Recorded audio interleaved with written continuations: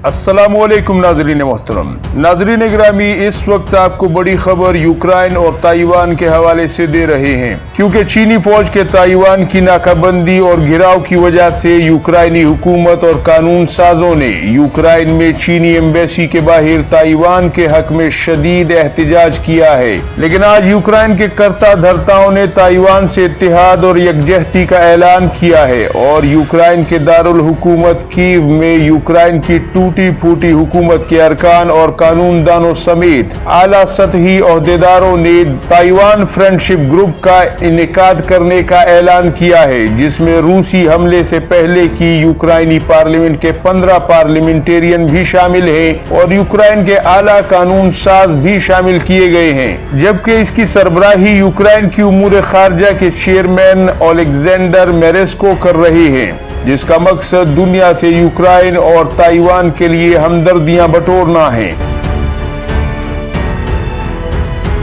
आपकी स्क्रीन पर आप ANI की खबर की तस्दीक कर सकते हैं, ताहम दुनिया के सभी अखबार आज इस खबर से भरे पड़े हैं। नाज़रीन गिरामी, ताइवान के साथ ताल्लुकात को मजबूत करना और चीन और रूस को जालिम फौजी ताकतों और हुकूमतों के तौर पर दुनिया में बदनाम करना इस ताइवान फ्रेंडशिप ग्रुप का अहम तरीन एजेंडा है। इस मामले पर चीन की हुकूमत ने क्या रद्द-ए-अमल दिया है, इसके बारे में भी आपकी खिदमत में इस वीडियो में जरूर बताएंगे। लेकिन चीन और रूस के मुखालिफ मुल्कों, बिलखुसूस अमरीका और चंद यूरोपीय मुल्कों ने यूक्रेन ताइवान बचाओ तहरीक के तौर पर इस ग्रुप की तशहीर और इसे खिराज तहसीन पेश करना शुरू कर दिया है। यूक्रेन की कानून साज एना सोजन ने मीडिया को बताया कि रूस यूक्रेन जंग को आज 188 दिन गुजर चुके हैं। यूक्रेन के गली कूचों में रूसी फौजें हैं और जो मुजाहमत हमने रूस के जुल्म के खिलाफ जारी रखी है, ये मुजाहमत ताइवान के लिए भी रोल मॉडल है। ताइवान चीनी फौज की बर्बरियत के सामने साबित कदम रहे, क्योंकि फतह मजलूम की होगी।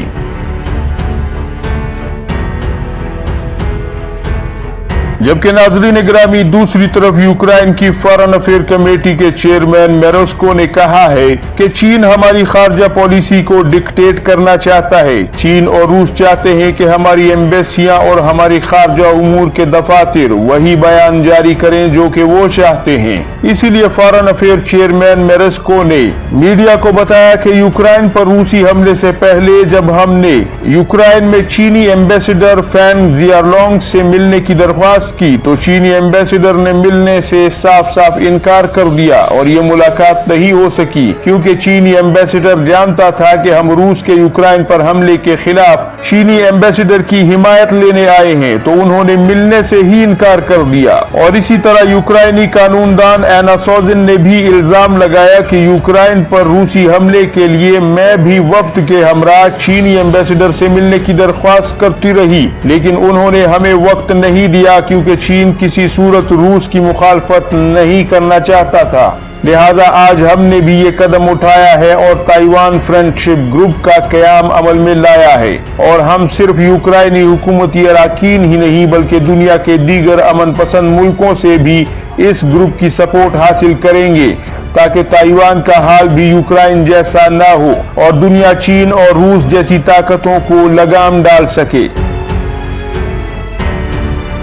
लेकिन नाज़रीन गिरामी, चीनी हुकूमत ने ताइवान के साथ यूक्रेन के इत्तेहाद के ऐलान पर शदीद गम गुस्से का इजहार किया है और एक तरफ तो यूक्रेनी सफीर को फौरी तलब करके उसकी खूब खातिर की है और दूसरी तरफ यूक्रेन और उसकी पुश्त पर खड़े नाम नेहाद इत्तेहादियों को भी वाज़े पैगाम दिया है कि रूस ने यूक्रेन पर हमला अमरीका और नेटो की वजह से किया है।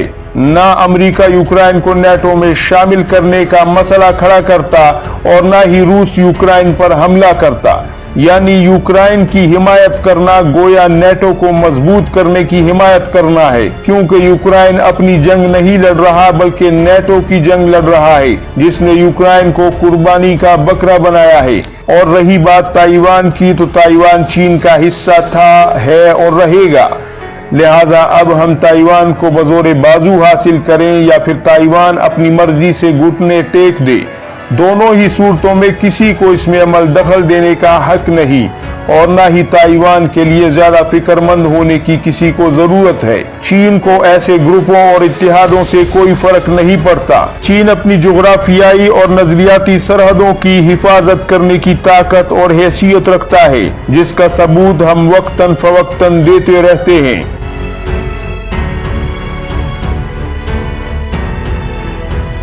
नाज़रीन गिरामी, एक आम तासुर जो कि आलमी मुबस्सिरीन के माबेन पाया जाता है वो ये भी है कि यूक्रेन और ताइवान इत्तेहाद का ये नया झुंझुना एक सोची समझी प्लानिंग से हो रहा है, लेकिन यूक्रेन शायद बजाते खुद इसके लिए इतना राजी ना हो और उसे मजबूर किया गया हो, क्योंकि यूक्रेन को ना तो ताइवान से कोई लेना देना था और ना ही चीन से। अलबत्ता अगर यूक्रेन इस हाल में भी जब रूस उसे दे मार 4.5 के मजदाक बर्बाद कर रहा है और उस पर जरा सा भी तरस नहीं खा रहा, यूक्रेन बैठे बिठाए चीन से खुल्लम खुल्ला दुश्मनी नहीं करेगा और ना ही करना चाहता होगा। उसके लिए रूस ही काफी था, क्योंकि ऐसी सूरत में चीन भी यूक्रेन की बची कुची कसर निकालने के लिए कोई ना कोई जतन कर देगा। लेकिन अगर यूक्रेन ने ये कदम उठाया है तो जरूर इसके पीछे की थ्योरी कुछ और होगी, क्योंकि चीन से दुश्मनी या ताइवान के लिए कोई दर्द व फिक्र यूक्रेन के दिलो दिमाग में अगर अचानक से उठा है तो यूक्रेन का इन दोनों मामलात से कोई लेना देना ही नहीं बनता। लेकिन जरूर इसके पीछे के हाथ और दिमाग कुछ और कुछ अलग होंगे,